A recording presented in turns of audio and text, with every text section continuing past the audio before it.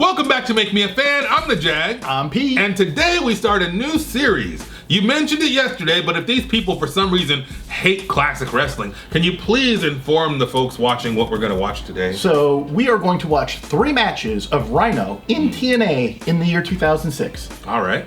And this is Make Me a Fan of Rhyno, which I have to believe is born somewhat out of our last classic match, which was the Monsters Ball 2, where it was Rhyno versus Sabu versus Jeff Hardy versus Abyss. And we sang some praises for Rhyno. And I said, man, this guy's underrated. Look at him. He's in great shape. The gore is fantastic. Of course, if you missed it, you can always click the link above my head. But is that what made you decide to do a Rhyno thing? Of course, because that was in 2005, and we're like, well, hell, if that's an upward trajectory, which it was, yeah, let's see some more. And 2006 was a phenomenal breakout year for Rhyno, which makes him a TNA, I want to still say an original, because even though it was at the Impact Zone and blardy blar blar, he is a very large part of TNA history. He had a bunch of great matches and is super underrated.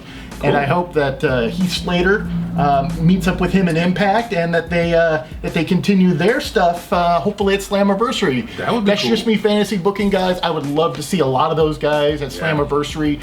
We got a hell of a card coming up in a couple of weeks. Oh, most definitely. And I think we might actually have to do that as a review. We might have to watch it, and then we'll actually review it for you guys. You know what's funny about that? Because we had people, I'm letting you in on a secret, okay? We had a conversation not too long ago. Because there's no live wrestling right now, we can't cover live wrestling. And I feel like, since, I'm giving too much away, but welcome to the inner circle, okay? If you look at our content from, let's say, 6 months ago with live wrestling, the views and the reactions and the comments are much higher than going back and watching something from 2006. Correct. That's just a fact, okay? And so we said, maybe we should review some stuff that's happening now, except I can throw a rock and hit 3 people doing a freaking SmackDown review. You walk through Target and 4 dudes in the freaking, frozen food section all do a review of Raw or Fyter Fest or whatever the hell. So I was like, okay, look, there's too many people doing Raw and SmackDown and Dynamite reviews, so let's just keep doing what we're doing, right? We had this conversation, what, a week ago? Pretty much. And so then you just said Slammiversary, and the first time you said that to me, and I'm like, son of a biscuit, what a great idea, because people are not watching Impact. But Impact is worth watching. Damn right. Yes. Watch it on Twitch, guys. There is no excuse. 0.0 excuse to not watch it on Tuesdays for free on Twitch. Yep. Full stop. If you don't have access, big deal. You can watch it there. If you have access, great. You can watch it live. Yeah, and it's fantastic. And I know that maybe a lot of people, I've heard some people say that it's not the upper echelon of wrestling. You can kiss my ass, because there's stuff going on in Impact that WWE and AEW wish they could pull off. Of course, and that's why I've been saying for a long time, I can't wait for Willie Mack to lose to Bay. I want Bay on that title. I want that so bad. And what about Deonna Purrazzo? Woo! Yes, where'd she come from? Well, she was in TNA before /Impact, and then went and then did the Mae Young Classic, and then spent some time in WWE and polished up. But she was already ready to go before she ever did the Mae Young Classic. And don't be surprised if she comes out with the title. Well, you know what? When they cut her from WWE, I felt bad because I like her. I like the virtuoso. I like that whole thing.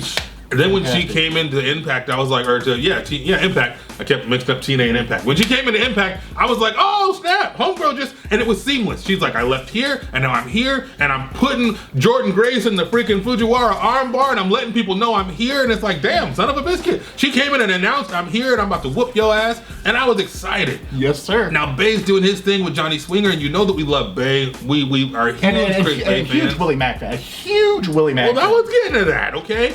I love Willie Mack.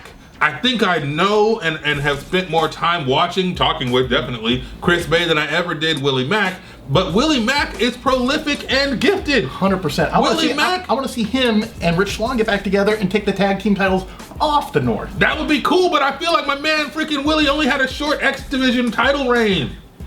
Give him more time. Willie Mack deserves it. He's a legend. Oh, absolutely. He's an NWA United States champion. That's fine, but freaking Chris Bay is 24 years old. He's got time. Why are you rushing? You rushed to take the title off of Mack. But that's another discussion for another day. Perhaps when we do this Slammiversary review. But if you're not watching Impact, if you're not up on what's happening in that world and that brand, you are missing out. As a matter of fact, we sang Cornette's praises yesterday.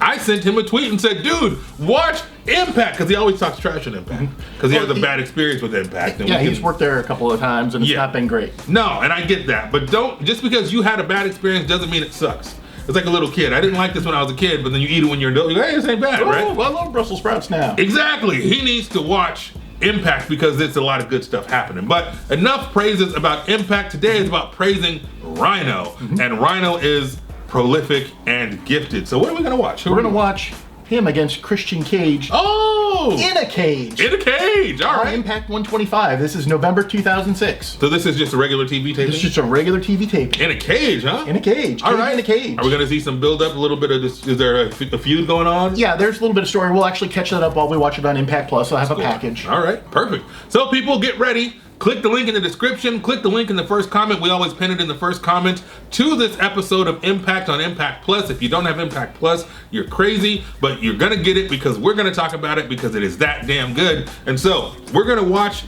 Christian Cage versus Rhyno in a cage, 2006 on Impact, and the Encyclopedia is gonna hit the play button when? Right about now.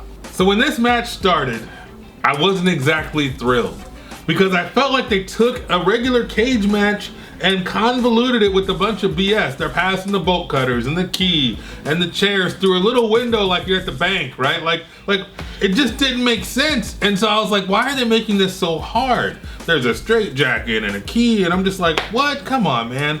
But as it went on, this match was amazing, okay? Absolutely. Oh, dude, I was so impressed with just the intensity and the I don't know what's the word, vitriol, right? Oh, for sure. This was a rivalry. Yeah. That it was the only way to settle it is put razor wire on top of 6 sides of steel, which was already a hellacious place to be. Yes, indeed. And the straitjacket didn't go over that well for me, but some of the other stuff was cool. You know, Rhyno throwing the key because he's like, you're in here with me. And then of course Christian goes to get the chair after Rhyno's all incapacitated, shall we say, with the straitjacket.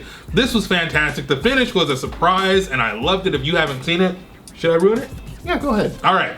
The way that it ends, if you haven't seen this, is Rhyno ends up goring Christian Cage through the wall or the door of the cage, and so Christian wins because he got out and his feet hit the floor first, but it was because Rhyno gored the bejesus out of him and knocked him like, what, 7 feet away from the ring? That was a hell of a bump, Christian, and that was a hell of a gore, Rhyno. That was fantastic. Honestly, at first I was like, what is Pete thinking? This match, what? Barbed wire and straitjackets and chairs and bolt cutters and... It's what I told you, and then this is no surprise to anybody that's familiar with TNA's history.